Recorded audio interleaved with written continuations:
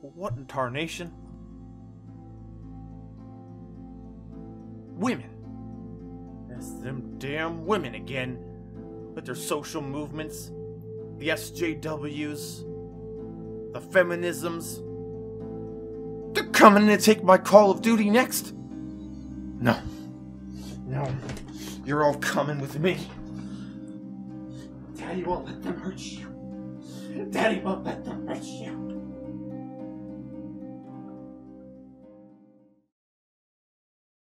What we do here is go back. Hey there, this is the one Boom, and it has been confirmed that there will be females in Call of Duty World War II. Not as prevalent throughout the campaign, but instead as a choice in the multiplayer. So you'll be able to pick between female and male when customizing your character. So historically, how inaccurate is this? Well, America did not enlist women, but there were American spies and there were British spies that were women. Russia had a lot of female soldiers, and there were a good amount of French female fighters. Now, I'm not a historical buff, and if you have any extra information about women that were in World War II, or maybe I was just wrong about something I just said here, let me know down in the comment section below and feel free to talk about it. I'm not going to pretend to be a historical expert. But let's talk about how this affects Call of Duty World War II's multiplayer. Well, it doesn't. It really doesn't. And if anything, it only makes it better. And this is where this video is going to get controversial, and I don't want to seem like I'm some sort of raging feminist or raging social justice warrior. No. I have a logical point about this, and let's take this step by step. First, I'm going to show a little bit of bipartisanship. To the people that don't want there to be female soldiers in World War II, I'm not going to label you as sexist or misogynistic. Historical accuracy is not something to be taken lightly, and even though, again, I'm not a huge historical buff, I still have a respect for it. Rest assured, though, it's pretty obvious that Call of Duty World War II's campaign is going to be grounded in the reality, the gritty, historically accurate reality that you want. And then there will be multiplayer, which will be set in the exact setting that you want, with the weapons that you want, with the colors and the graphics and the sounds that you want. But it'll be up to the player if they want to play as a woman. So if you are against that from a strictly historical standpoint, then I understand. But I don't think it's a big deal. Now here's where this pesky thing called my opinion shows up and attempts to make a point. First things first, and this is a really important one, women being in the Call of Duty World War II multiplayer has nothing to do with feminism, social justice warriors, PC culture. We are so quick to label things like that, they've lost their meaning. Similar how social justice warriors have thrown around the term racist and some third wave feminists have thrown around the word misogynistic enough that they've kind of lost their meaning, a lot of other people have thrown around feminist and SJW to the point that it's lost its meaning. Here's one of the many tweets I found like this that shows it pretty well. Women being in video games has nothing to do with feminism or social justice warriors, has nothing to do with that at all. Do you want to know why there's a rise of women in video games? Because recently there's a rise of women playing video games. Roughly 50% of gamers are women, and that's about every given genre of game. Now, are 50% of the people that play Call of Duty women? I would doubt that. But if they want to market towards women, what needs to be in the game? That's right, women. Now, I'm not going to pretend that the women are only there just to market, but come on. I mean, things are marketed towards men and things are marketed towards women. They're marketed towards demographics. That's not a new thing. It's not a racist, it's not a sexist thing. That's not a social justice warrior thing. It's just a way to make money. Now, there's other things behind it, and I know that. I'm not going to be that guy that's like, this company just wants your money. Okay, no, that's a super oversimplification. But for the purposes of this video, to keep it under 30 minutes, mostly it's to market towards women. A lot of women do play Call of Duty. I know a couple of them personally, and they probably had no idea that there was going to be women in World War II. I know there was some people that were freaking out that there were no women in Call of Duty World War II, or it's going to be sexist because there's no women in it. Ugh, I mean, come on.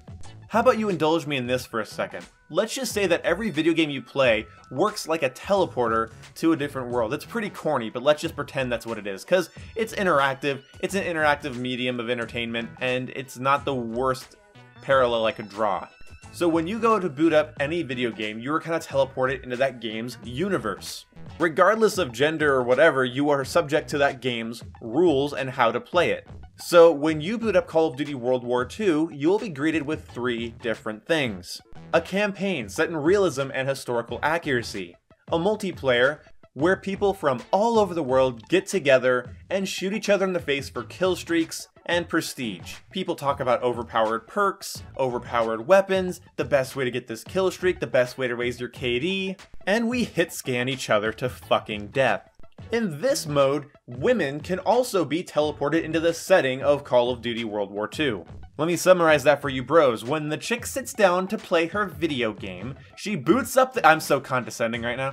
She boots up the game, and the game says, do you want to be a dude or a chick? And she goes, I want to be a chick, because I'm a chick, you know, and people identify with the video game characters they play as. Some do. Not all. Some do. Most do.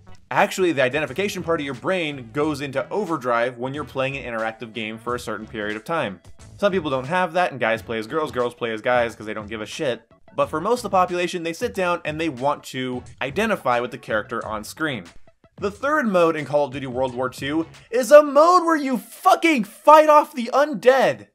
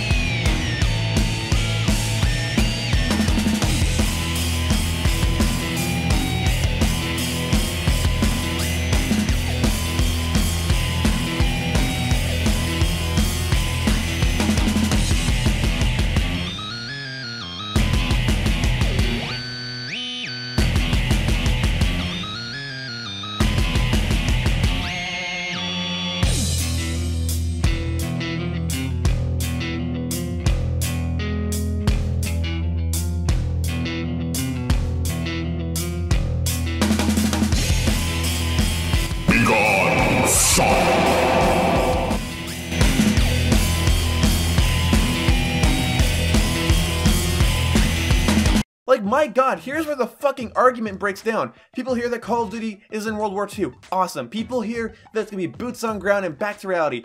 Cool. And people hear that there's gonna be Nazi zombies. Oh, fuck yeah. People hear that there's women in the multiplayer. Whoa. Hold the fuck up. Now, I was okay with the grounded, gritty, realistic campaign. I was okay with the zombies. And I was okay with the arcade arena Twitch shooter that Call of Duty has been since 2005. But when you come at me with the idea that women will be around in this multiplayer experience, that's where I fucking draw the line. Exosuits? I'd take exosuits over women in my World War II game. By golly good gosh, the social justice warriors have won. This is a game that none of us have taken part in. So when you sit down in the multiplayer, again, this is not the whole game, you sit down in the multiplayer, which, by the way, I do think it'd be cool if you could switch your character to be a chick in the campaign, have a little bit of alternate history. I think that would be a fucking awesome idea for a game sometime. Somebody hit me up, but I'll write that for you. But you sit down in the fucking multiplayer, and you go into World War II, and women can have boobies in the game and boobies in real life. What the fuck is your problem with that? Look, it might sound like I'm overreacting, but some people, you should have seen fucking Twitter. Go to Charlie Intel and look at the fucking replies. It's insanity. Well, there goes realism. Well, I guess there goes authenticity. Authenticity in what? The fucking mode where you hit people with hit scans? Where you camp for kill streaks? Where you rank up in prestige and you look for fucking headshots so you can get gold camo on your gun? What the fuck are you talking about? Since when has Call of Duty's multiplayer been authentic to reality?